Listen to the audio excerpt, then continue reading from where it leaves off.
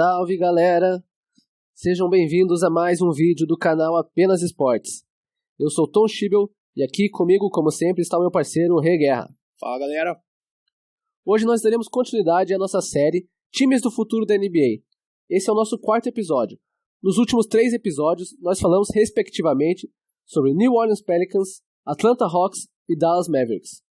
E o time a ser analisado aqui hoje no nosso canal é o Phoenix Suns, o time de Arizona.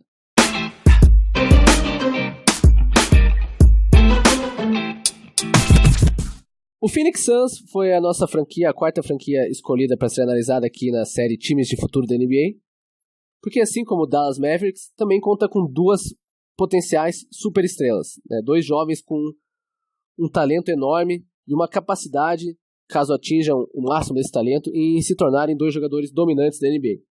O primeiro deles é Devin Booker, o alarmador, né, SG, ou também armador PG, pode jogar nessas 2 funções, que vai para a sua 5ª temporada da NBA nessa próxima temporada.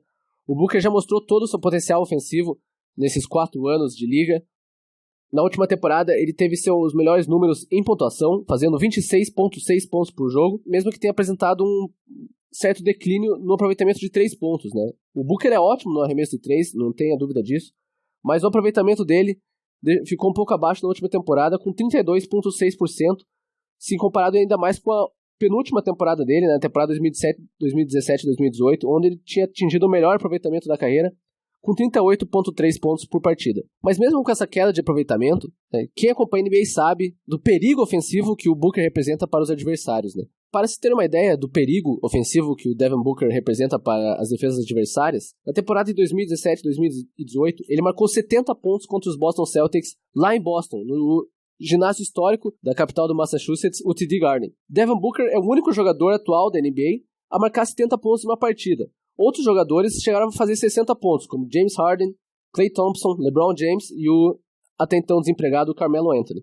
Só para você ter uma ideia do quanto é difícil uma marca dessas fazer 70 pontos numa partida da NBA. E essa partida não é um exemplo único, né? O Booker tem já alguns jogos em que ele marcou muitos pontos, por isso apresenta essas médias tão boas, né, de 26,6 pontos na última temporada, e ele vem sempre evoluindo as suas marcas em pontos por jogo nas suas temporadas. E na primeira temporada, na temporada de calouro, ele fez 13,8 pontos por jogo, depois 22,1 pontos por jogo, 24,9, então essa última temporada com 26,6 pontos. Então não é nenhum absurdo, é até provável acreditar que mais uma vez, pela 5ª temporada na NBA, ele aumente ainda mais a sua média de pontos, porque realmente ele é uma explosão ofensiva e um perigo para qualquer defesa na NBA. O contraponto do jogo do Booker, né, o ponto fraco do seu jogo é a defesa. Ele não é um bom defensor e a gente sabe, né, que para uma equipe ser campeã, o principal jogador da equipe não pode ser só um cestinha, ele tem que defender muito bem também. Óbvio, ele não precisa ser necessariamente o melhor defensor da equipe, mas ele tem que saber defender bem, porque é um cara que vai ficar em quadra muito tempo, e por isso ele tem que ajudar bastante na defesa também. Ainda mais numa posição que o Booker joga, né? Que ele sempre vai marcar os caras que jogam na 1 ou na 2, que por naturalidade são sempre alguns dos principais pontuadores dos grandes times. O companheiro do Booker, que também faz o Phoenix Suns um time com potencial enorme no futuro, é o DeAndre Ayton, pivô que vai para a sua 2ª temporada na NBA. Ele foi draftado na faculdade do Arizona, estado onde joga o Phoenix Suns. E por isso ele já, desde o momento do draft, onde o Ayton saiu na primeira escolha pelo Phoenix Suns, ele já foi muito querido e já conta com uma boa vontade dos torcedores do Arizona, de Phoenix, todos os torcedores do Suns, para ser esse, se não o principal jogador da equipe, o segundo principal jogador da equipe junto com o Booker. Ele já tem um carinho muito grande da torcida. Tanto que no dia do draft, muitas pessoas nem contestavam o DeAndre Ayton ser a primeira escolha do draft, um draft que teve o Luka Doncic, por exemplo. E em sua primeira temporada, o Ayton se saiu muito bem. Ele conseguiu média de duplo-duplo por partida, com 16,3 pontos e 10,3 rebotes. Muitos chegaram a comparar o DeAndre Ayton com o David Robinson, o histórico pivô de San Antonio Spurs, que hoje, dia 6 de agosto, inclusive está fazendo aniversário. Fica o nosso parabéns para o Almirante, sem sombra de dúvidas, o melhor pivô de todos os tempos da história, que jogou na maior franquia da NBA, San Antonio Spurs. Mas enfim, fazia essa comparação porque fisicamente o Ayton lembra muito o David Robinson, né? Um cara magro e forte, e ao mesmo tempo muito forte, né? Fisicamente muito bom. E, como eu falei, na primeira temporada o Ayton deu bons sinais ofensivos, né? Mas, assim como seu companheiro Booker, também mostrou que na defesa não é dos melhores. E, inclusive, em muitos momentos demonstrando uma preguiça para marcar, né? Jogadores, principalmente no pick and roll, quando ele tem que marcar o armador, ele não acompanha e acaba sendo uma presa fácil para os armadores das equipes adversárias, e também no low post, na defesa, ele também não consegue marcar com eficiência os outros pivôs. Mas como ainda ambos, Ayton e Booker, são jogadores jovens, isso pode ser consertado no futuro, e o talento deles, sem sombra de dúvidas, é o suficiente para levar o Phoenix Suns voltar aos playoffs, quem sabe, né? Quem já acompanha a NBA faz um tempo, se acostumou a ver o Phoenix Suns brigar por coisas grandes na liga. Se não com títulos, mas sempre fazendo boas campanhas em temporadas regulares e também chegando longe nos playoffs. A expectativa é que, se tudo der certo, essa dupla de Andrew Ayton e Devin Booker pode levar de novo o time do Arizona a chegar longe na competição de melhor basquete do mundo.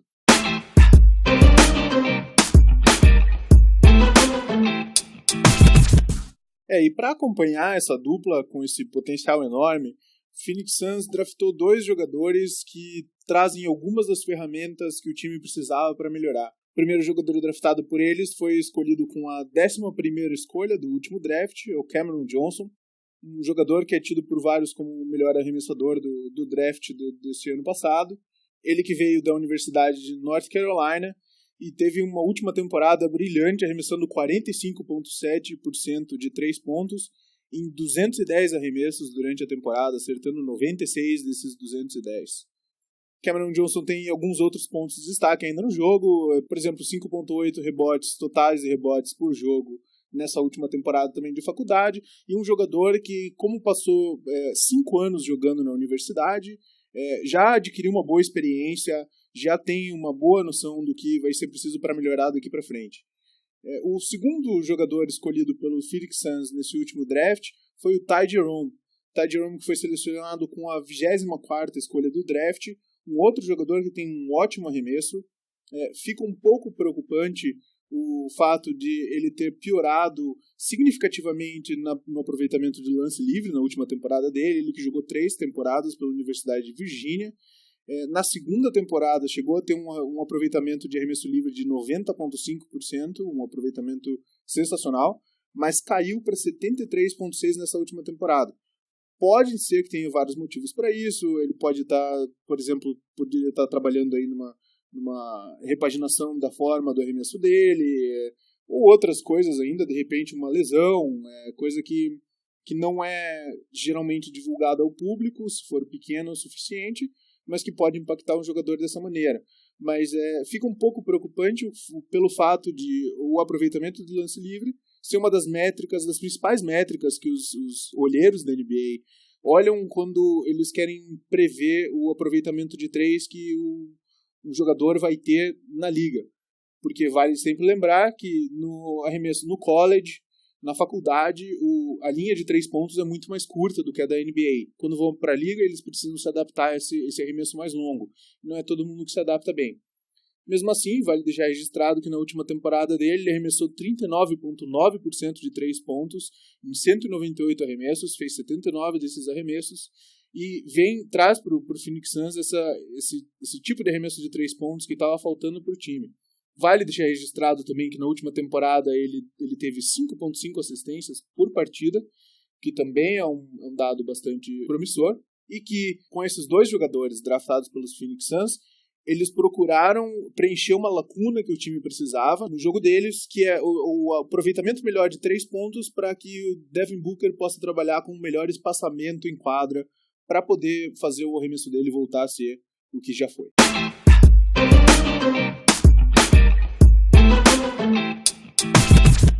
E para reforçar o elenco para essa próxima temporada, tentando fazer com que o Phoenix Suns não seja mais uma equipe que briga apenas na parte de baixo da tabela, o time se reforçou bem. Dá para considerar que foram bons reforços. Talvez não tão bem quanto a torcida desejava, né? Porque, por exemplo, um nome que foi muito especulado em Phoenix antes do início da free agency era o do D'Angelo Russell, e que, surpreendendo acho que quase 100% das pessoas, ele foi parar na Califórnia e vai jogar pelo Golden State Warriors. Mas o Suns trouxe alguns bons valores e jogadores experientes que podem ajudar no desenvolvimento das grandes estrelas como o DeAndre Ayton e o Devin Booker. Um deles é o Aaron Baines, um jogador que, por onde passa, ele sempre bem quisto pelos companheiros. Talvez não tanto pelas torcidas, pelo seu desempenho em quadra, Mas o que não se pode negar do Baines é da sua entrega. Um jogador que sempre dedica muita raça, mas que infelizmente conviveu com lesões na última temporada e não pôde jogar muitos jogos pelo Boston Celtics. O Baines começou sua carreira no San Antonio Spurs, um time que, não é só porque é o meu time que eu tô falando isso, mas todo mundo sabe que é um time que é conhecido por sua disciplina tática e até mental, onde os jogadores são muito comprometidos com o time, e quem passa por lá normalmente consegue levar esses bons hábitos pelo resto da carreira. Também jogou nos Pistons, não é um bom lugar para desenvolver os jogadores, mas passou pelo Boston, que também é um ótimo ambiente, com exceção talvez da última temporada, e com toda essa bagagem ele pode com certeza ajudar a equipe do Arizona. O Aaron Baines não é um jogador que entrega muito ofensivamente, apesar de ser um pivô, um ala pivô e um pivô que desenvolveu um arremesso a longa distância nas últimas temporadas, mas a principal contribuição dele é na defesa. Na última temporada, ele, na estatística do Defensive Block Plus Minus, que é a estatística que mede os tocos por partida e a contribuição desse jogador nesse aspecto do jogo, ele apresentou 1.4 desse plus minus defensivo, essa é uma métrica que tenta agregar todos os valores dos jogadores na defesa. Então, só por apresentar um valor positivo nessa estatística, mostra que o Aaron Baines é um jogador muito valioso nessa parte da quadra. Outros jogadores que foram adquiridos nessa free agent foram, o principal deles, com certeza, foi o Ricky Rubio, né, o armador espanhol, que passou sua carreira no Minnesota Timberwolves. O Rubio pode não ter se tornado aquele armador que muitos achavam que ele ia ser, né? Ele veio para a NBA com muita expectativa, muito hype em cima dele, por já fazer parte da seleção espanhola, né? Já desde praticamente no final da adolescência ali, sempre estava com a seleção da Espanha, que foi vice-campeã olímpica 2 vezes, liderado principalmente pelos irmãos Gasol, mas o Rubio sempre foi visto como um jogador que poderia ser uma espécie de novo John Stockton, assim, por exemplo, um cara que era muito conhecido pelo seu passe, e acreditavam nele, que ele poderia ser até o melhor armador da NBA um dia. Essa expectativa não se provou realidade, né? Principalmente as primeiras temporadas do Rubio foram bem frustrantes.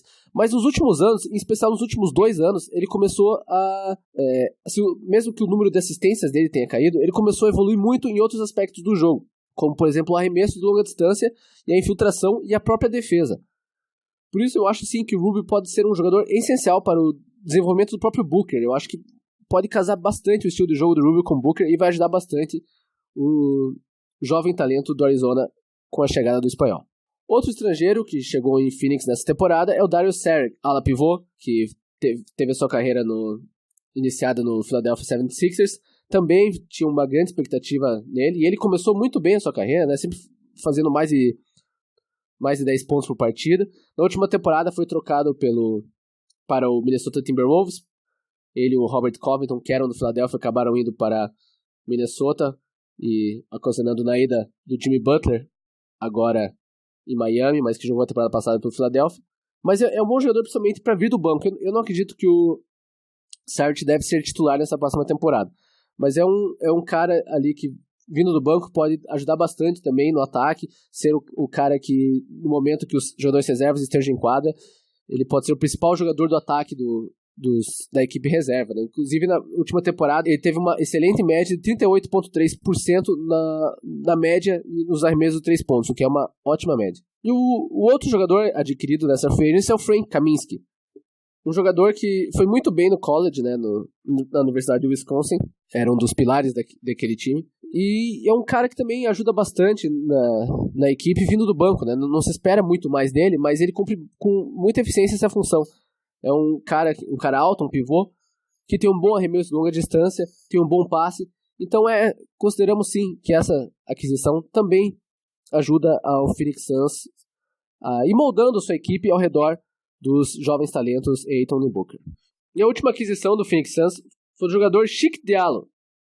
Ele que vai para sua 4ª temporada, até então tinha jogado as suas 3 temporadas, todas as temporadas na NBA, no New Orleans Pelicans. É um cara novo que ainda não atingiu o seu potencial máximo, também muito bom fisicamente, pode jogar na 4. Quem sabe, aí vamos esperar para ver quanto tempo de quadra ele vai ter em Phoenix. Mas pode ser sim uma peça que colabore para esse novo e remodelado Phoenix Suns.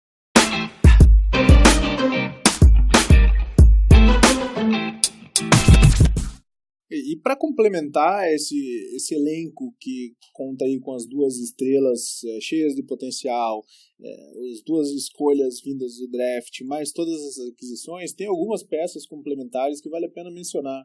Uma delas é o Mikal Bridges, né, um small forward, né, joga ali na 3 como um ala de força. Ele que é um defensor decente no perímetro, tem algumas lacunas no jogo aí que precisa trabalhar. Ele precisa, por exemplo, melhorar o aproveitamento dele nos rebotes e precisa melhorar também o arremesso do perímetro se esse time vai querer alcançar aí alturas maiores, né? Um outro jogador que vale a pena mencionar é o Tyler Johnson, ele que joga como armador ou ala armador, né, na 1 ou na 2, jogador que iniciou sua carreira em Miami e veio para o Phoenix Suns nessa última temporada, no meio da temporada. Só jogou 13 jogos pelo Phoenix Suns, mas conseguiu registrar 11 pontos por partida, 4,2 assistências por partida e 1,1 roubada de bola por partida, tendo uma média de 31,2 minutos por jogo. É um jogador que é mais uma peça de complemento para o elenco do que alguém que se pode contar. Ele não é um defensor muito bom, então serve aí para complementar esse elenco e para preencher algumas lacunas. A terceira peça que vale mencionar aí dessas peças complementares do Phoenix Suns é o Kelly Oubre. Kelly Oubre, que é um outro SF, né, um jogador que joga na 3, começou sua carreira pelo Washington Wizards, mas foi trocado aí para o Phoenix Suns na última temporada.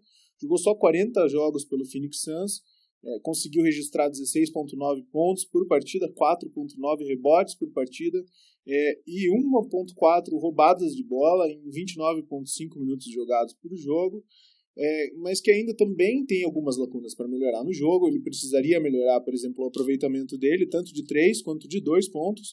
Ele que teve uma média de aproveitamento de só 45,3% nessa última temporada, que é uma média que você geralmente associa a jogadores que arremessam muito de 3 pontos e penetram pouco. É uma média associada mais com jogadores que jogam de armador, por exemplo, do que como de ala de força. Ele precisaria melhorar nesse ponto, precisaria melhorar também o arremesso do perímetro, e seria ideal também melhorar um pouco o passe de bola dele, já que ele apresenta só 1,6 assistências por jogo nessa última temporada, mas 0,8 como média na carreira.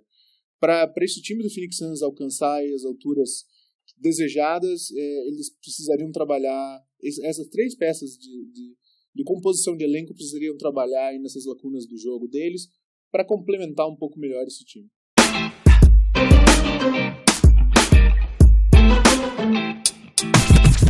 Bom, outro fator importante que é bom mencionar aqui no nosso vídeo sobre o Phoenix Suns é sobre o front office da equipe, né? A diretoria da equipe, vindo desde a presidência até passando pela comissão técnica, porque isso é muito importante, é crucial para o desenvolvimento dos atletas, né? E o Phoenix Suns não é nenhum exemplo de como uma equipe da NBA deve ser administrada. Muito pelo contrário. Passando pelo dono da equipe, né, o Robert Sarver, que talvez seja o pior dono da NBA, competindo cara a cara com o dono de uma outra franquia extremamente patética, aquele time laranja e azul, aquela cor feia de Nova York, os New York Knicks. Torcedores do Knicks vão se ferrar. Mentira, desculpa. Menos pra você tem que se ferrar. Então, porque realmente essa concorrência aí entre James Dolan, o dono dos Knicks, e Robert Sarver é uma briga dura pra ver quem faz o pior trabalho. Pra ter uma ideia, o Devin Booker, o principal jogador do Suns, tá indo pra sua 5ª temporada e ele vai encontrar o seu 5º técnico em 5 anos.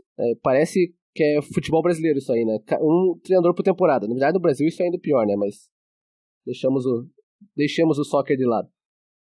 Isso na NBA é muito raro disso acontecer, um time ficar trocando técnico toda hora. E como eu já disse, só o Devin Booker já vai encontrar o seu 5º treinador nessa próxima temporada, né? Ele já foi treinado pelo Jeff Hornacek, pelo Earl Watson, pelo Jay Triano, na última temporada pelo Igor Kokoskov, e agora o Monty Williams vai assumir a equipe do Arizona. E quando uma franquia é tão turbulenta, passa por tantas mudanças, é muito difícil para os jovens talentos conseguirem atingir o seu potencial, né? Porque esses hábitos ruins estabelecidos no time contaminam o ambiente, né? Realmente fica muito duro para um jovem que entra na NBA tão cedo, às vezes não teve dependendo do caso, pode não ter tido bons estudos ou não é bem assessorado pessoalmente. Para o cara conseguir centrar e focar no seu trabalho, pode ser algo muito difícil. Então, por isso que a gente está aqui ressaltando essa parte, porque sabemos que no Suns, quem sabe agora mude, né, sobre o comando do Monty Williams, né? Vai que ele, o atual treinador do Phoenix tem uma boa experiência como assistente da NBA, né? Já passou por Portland, New Orleans e na última temporada ele foi assistente em Filadélfia. Resta esperar para ver e torcer, né? Porque, um time com potencial, com dois jovens que já são estrelas da NBA, principalmente o Booker, né? Mas o Ayton pode ser também uma estrela na liga. A gente espera que realmente toda essa turbulência lá em Phoenix acabe por um momento e o time possa melhorar e os talentos possam ser desenvolvidos lá. Mas por isso é bom aqui dar essa ênfase, porque a gente sabe, né, principalmente de novo comparando com o futebol, para quem acompanha mais futebol, a gente sabe que quando um time não tem uma boa diretoria, os resultados em campo são muito difíceis de acontecer, mesmo que haja bastante dinheiro, haja bastante investimento. Quando uma equipe não é unida dos seus jogadores até o seu dono, no caso os seus presidentes, falando do futebol, as chances dos resultados positivos acontecerem são pequenas.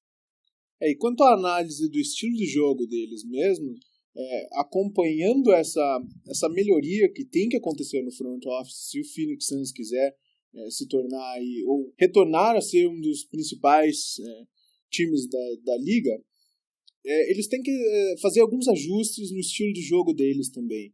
O Phoenix Suns, que na última temporada teve uma falta de espaçamento quase criminosa, o que levou a essa perda de aproveitamento do Devin Booker, e uma defesa extremamente fraca também. DeAndre Ayton, apesar de ser um pouco preguiçoso na defesa, tem o potencial para cobrir isso, tendo aí 2,16 de altura e 2,28 de envergadura. Ele tem o tamanho para ser esse protetor de aro e talvez tendo um assessoramento certo aí da equipe de treinadores, ele pode chegar a ser um defensor de elite na liga. Devin Booker, o arremesso dele, para poder se concretizar e poder voltar a ser o que já foi no passado e ser ainda melhor, o time precisará ter um espaçamento melhor do que teve na última temporada. Com isso, com os draft picks já trazidos por Phoenix Suns nessa última temporada e algumas peças também trazidas por aquisições como o próprio Dario Saric, com essas novas aquisições, talvez o Phoenix Suns possa conseguir alcançar esse feito de ter um espaçamento melhor para deixar o Devin Booker trabalhar um pouco mais poder trabalhar com um pouco mais de tranquilidade na quadra. A defesa do perímetro, que também não é nada de destaque, ganhou alguns interessantes reforços nas pessoas do Ricky Rubio e do próprio Kelly Oubre, que já vai poder auxiliar um pouco mais. Então, quem sabe, unindo todas essas peças novas, essas novas aquisições que o Phoenix Suns fez nessa off-season, o time tem um potencial legal para melhorar. Vale destacar que, ao contrário dos últimos times que nós mencionamos aqui, o melhor deles sendo o New Orleans Pelicans, o Phoenix Suns não é um time que vai brigar pelos playoffs esse ano.